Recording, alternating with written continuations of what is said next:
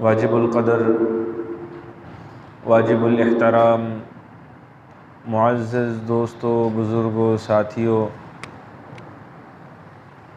رزق کی جو کنجیوں کے طور پر قرآن و سنت کے اندر چیزیں ہمیں ملتی ہیں، ان کا ہم تذکرہ کر رہے تھے، اور پھر درمیان میں 2 جمعے وہ سیرت کے عنوان سے پڑھائے گئے، اور گزشتہ جو جمعہ تھا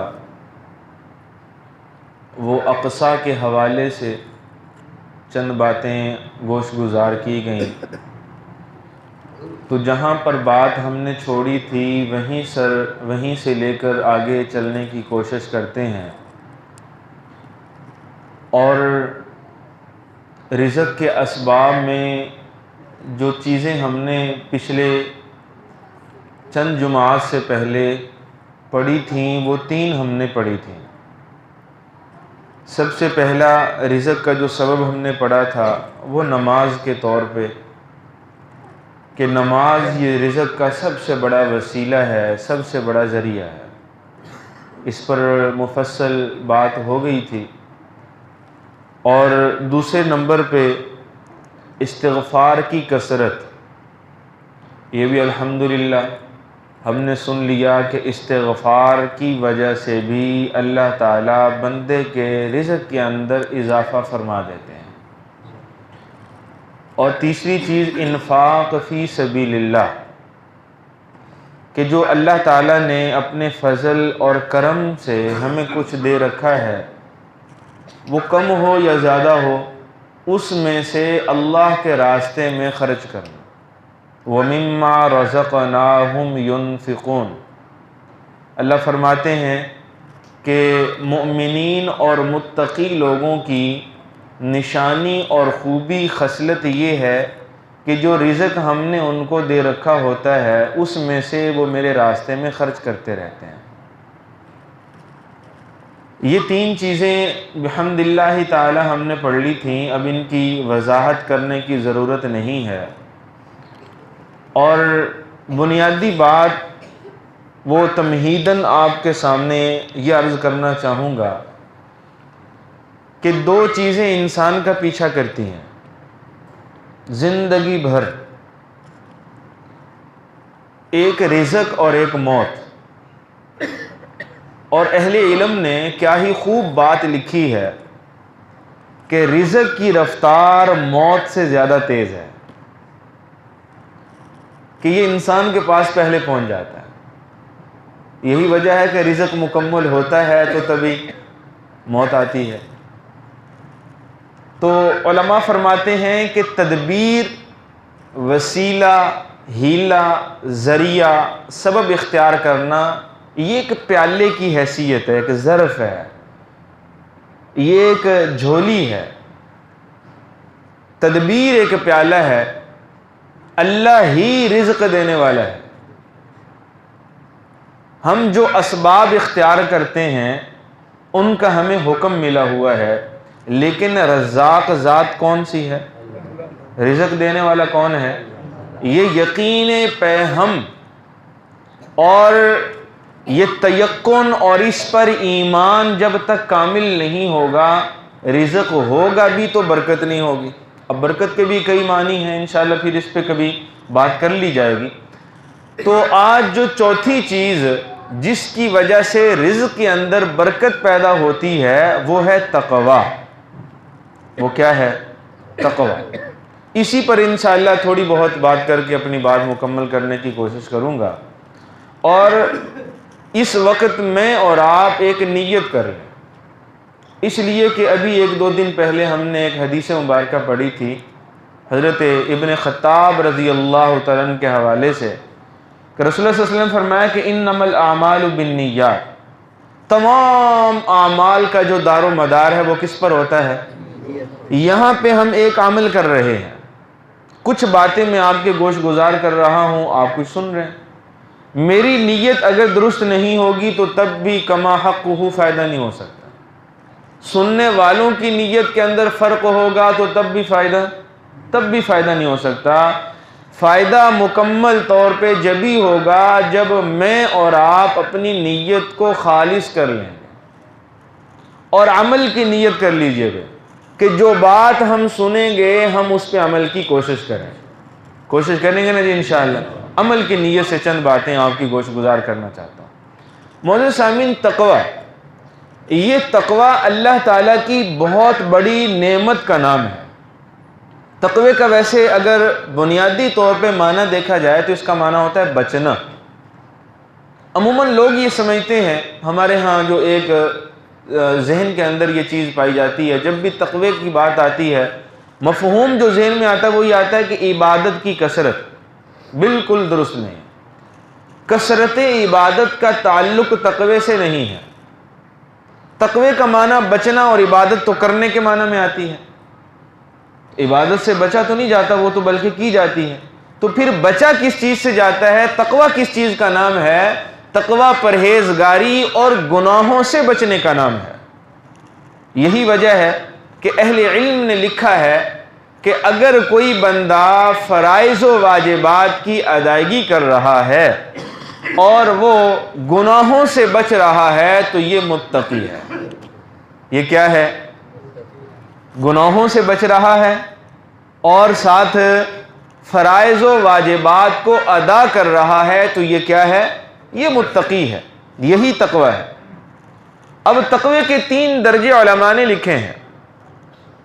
پہلا درجہ اس کا یہ ہے کہ انسان کفر اور شرک والے گناہوں سے اپنے آپ کو بچا لے.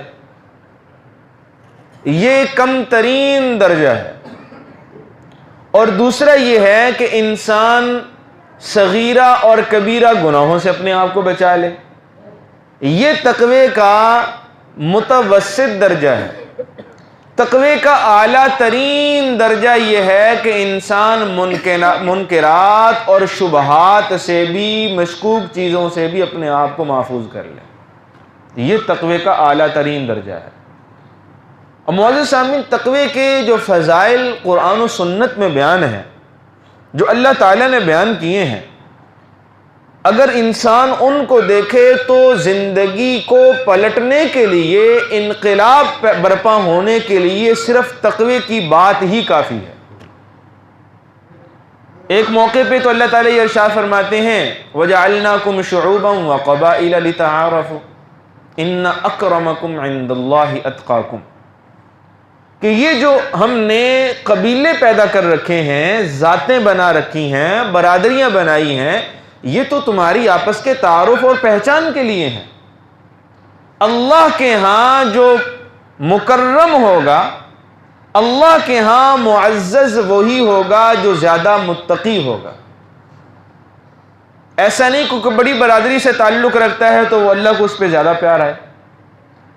کوئی اگر کم تر برادری سے تعلق رکھنے والا ہے تو وہ اللہ کی محبت کو نہیں پا سکتا، یا اللہ تعالیٰ اس کی طرف شفقت کرنے میں کوئی دیر کر دیں گے. نہیں بھائی، ان اکرمکم عند اللہ اتقاکم، جو جتنا زیادہ تقوی اپنے اندر پیدا کرے گا، متقی بننے کی کوشش کرے گا، اللہ تعالیٰ کے ہاں اتنا ہی وہ معزز ہو جائے گا. اور ایک موقع پہ اللہ تعالیٰ ارشاد فرماتے ہیں وَمَن يَتَّقِ اللَّهَ يَجْعَل لَّهُ مِنْ أَمْرِهِ يُسْرًا، کہ جو تقوی کے راستے پر چلنے کی کوشش کرتا ہے، تقوی کے راستے کو اپنا لیتا ہے، اس کا ہر کام ہم آسان کر دیتے ہیں. ہر کام اس کا آسان ہو جاتا ہے. اور پھر فرمایا وَمَن يَتَّقِ اللَّهَ يَجْعَل لَّهُ مَخْرَجًا، کہ جو تقوی اختیار کرتا ہے ہر بند دروازہ اس کے لیے کھل جاتا ہے. ایسی جگہیں جہاں پہ انسان بالکل ہتھیار پھینک دیتا ہے، ہاتھ کھڑے کر دیتا ہے کہ یہاں سے تو نکلنے کی اب کوئی صورت نہیں ہے، اللہ تعالیٰ متقی آدمی کو ایسے راستوں سے بھی یوں نکال دیتے ہیں جیسے ہم مکھن سے بال نکالتے ہیں. بات سمجھیں جی. اور پھر فرمایا کہ وَيَرْزُقُهُ مِنْ حَيْثُ لَا يَحْتَسِبُ، کہ جو تقوی اختیار کرتا ہے اللہ تعالیٰ اس کو رزق وہاں سے عطا فرماتے ہیں جہاں سے اس کا گمان بھی نہیں ہوتا. یہی ہمارا موضوع ہے. تو گویا سے تقوی سے انسان کو کیا ملتا ہے؟ ایسا رزق ملتا ہے جہاں سے انسان کو کوئی توقع نہیں ہوتی، کوئی امید نہیں ہوتی، وہاں پہ انسان کا کوئی گمان نہیں ہوتا، اللہ وہاں سے بھی اس کو رزق پہنچا رہے ہوتے ہیں۔ اور معزز سامعین، ایک حضرت عمر رضی اللہ عنہ کے دور کا واقعہ ہے، نزہۃ المجالس کے اندر بھی یہ مذکور ہے۔ حضرت علامہ عبد الرحمن صفوی رحمۃ اللہ علیہ کی بڑی شہرہ آفاق یہ کتاب ہے، اور ابن کثیر رحمۃ اللہ تعالی علیہ نے اس کو تفسیر ابن کثیر میں بھی لکھا ہے۔ آپ اس واقعے کو سنیے اور پھر دیکھیے کہ تقوی پر انسان کو کیا ملتا ہے۔ فرماتے ہیں کہ حضرت عمر کے دور میں ایک نوجوان تھا، اس پہ ایک عورت فریفتہ ہو گئی۔ یہ نوجوان بھی بیٹھے ہیں اور بحیثیت والدین، بحیثیت جو ہے وہ گھر کے سربراہ ہونے کے بہت سے نوجوان ہمارے زیر نگرانی ہوں گے، زیر تربیت ہوں گے، تو اس حوالے سے ہر ایک کے لیے بات بہت قابل غور ہے۔ تو فرماتے ہیں ابن کثیر رحمۃ اللہ تعالی علیہ کہ جب عورت فریفتہ ہوئی تو وہ نوجوان اس سے بچنے کی کوشش کرتا، ہر دفعہ بچنے کی کوشش میں کامیاب ہو جاتا۔ بالآخر ایک دفعہ ایسا ہوا کہ شیطان نے اس کو اتنا زوردار وسوسہ ڈالا کہ وہ اس عورت کے پاس چلا گیا، اور جب عورت کی قربت حاصل کرنے لگا تو اس کو ایک آیت مبارکہ سورہ اعراف کی آیت نمبر 201، ان الذین اتقوا اذا مسهم طائف من الشیطان تذکروا فاذا هم مبصرون، یہ ذہن میں آ گیا۔ اس میں اللہ تعالیٰ فرماتے ہیں ان الذین اتقوا، وہ لوگ جو تقوی اختیار کرتے ہیں، جو تقوی کے راستے پہ چلنے کی کوشش میں ہوتے ہیں، اذا مسهم طائف من الشیطان، جب شیطان کی طرف سے کوئی وسوسہ ان کے دل میں آتا ہے، تذکروا، تو وہ یاد الہی میں مصروف ہو جاتے ہیں، وہ اللہ کو یاد کر لیتے ہیں۔ فَإِذَا هُمْ مُبْصِرُونَ، اس اللہ کو یاد کرنے کی برکت سے ان کی آنکھیں کھل جاتی ہیں۔ اب جب اس نوجوان نے یہ آیت ذہن میں آئی تو اس کو پڑھا، اور ایسا خوف اس کے اوپر طاری ہوا کہ جسم اس کا تھر تھر کپانے لگا، اور پھر بارہا اس نے اس آیت مبارکہ کو پڑھنا شروع کر دیا۔ ایک دفعہ پڑھا، دو دفعہ پڑھا، تین دفعہ پڑھا، حتیٰ کہ پڑھتے پڑھتے اس کی جان جانے آفریں کے سپرد ہو گئے۔ انا للہ و انا الیہ راجعون۔ اب حضرت عمر رضی اللہ عنہ کو پتہ چلا۔ اچھا بھائی، اس یہاں پہ ایک اور بات بھی آپ کو بتا دوں، اسی آیت کے متصل بات جو اگلی آیت ہے، وَإِخْوَانُهُمْ يَمُدُّونَهُمْ فِي الْغَيِّ ثُمَّ لَا يُقْصِرُونَ، یہ بطور وضاحت کے میں آپ کے سامنے عرض کر رہا ہوں، اس لیے کہ اس کی آیت کے فوراً بعد یہ آیت مبارکہ کھڑی ہے۔ اللہ فرماتے ہیں جو شیطان کے بھائی ہوتے ہیں، وَإِخْوَانُهُمْ يَمُدُّونَهُمْ فِي الْغَيِّ، جو شیطان کے بھائی ہوتے ہیں تو شیاطین اپنے وسوسوں کے ساتھ اپنے بھائیوں کو بہا لے جاتے ہیں۔ ثُمَّ لَا يُقْصِرُونَ، اور پھر وہ اس گناہ سے بچ نہیں سکتا۔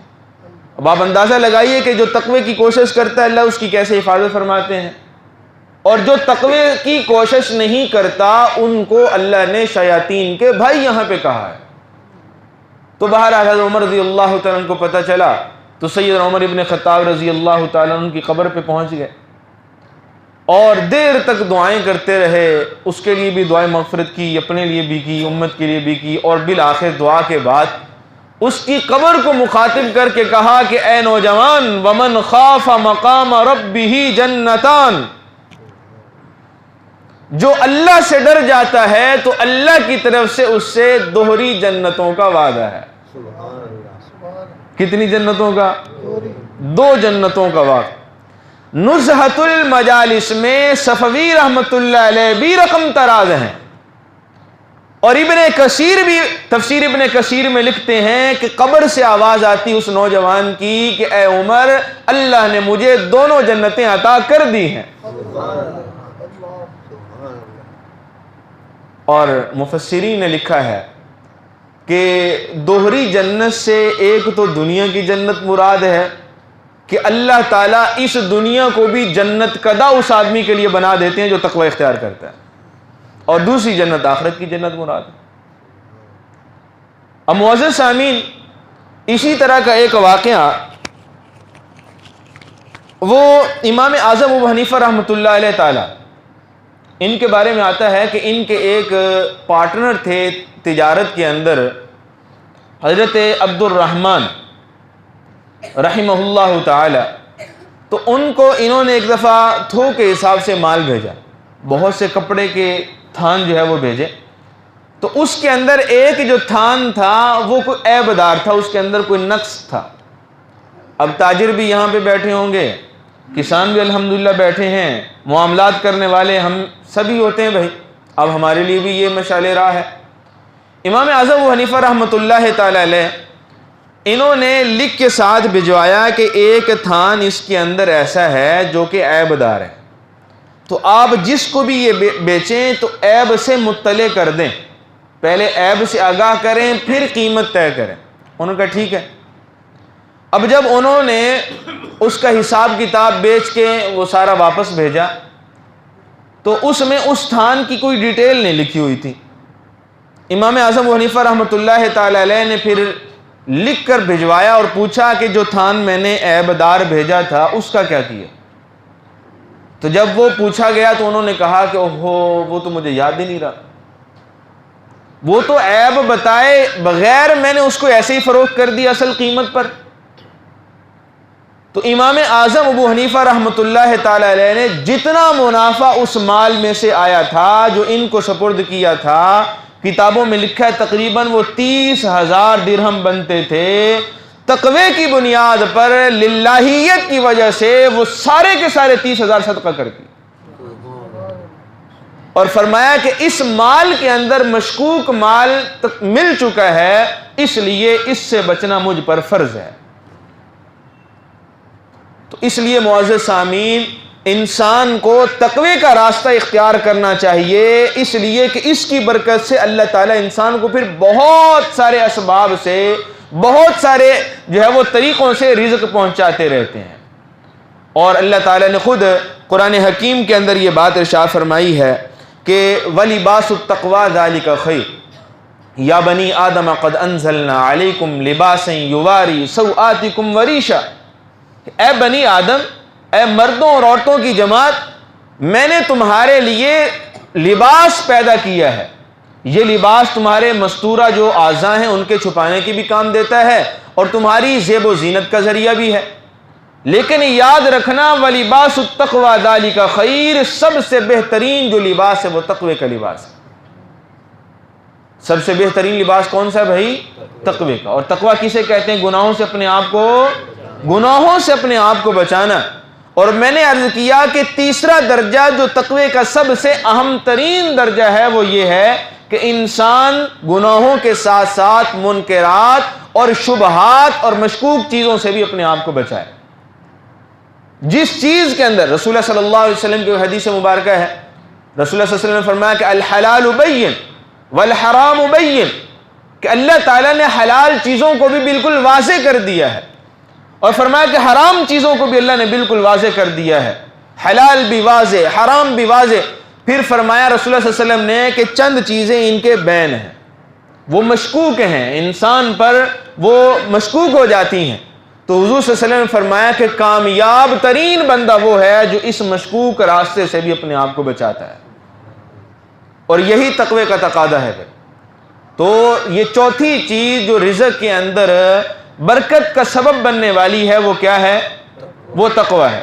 ایک امام اعظم ابو حنیفہ رحمۃ اللہ تعالی علیہ کے بڑے جید شاگرد ہیں امام ابو یوسف رحمۃ اللہ تعالی علیہ، قاضی القضاء تھے یہ اپنے وقت کے، بلکہ اس امت کے پہلے قاضی القضاء امام ابو یوسف رحمۃ اللہ تعالی علیہ ہی ہیں۔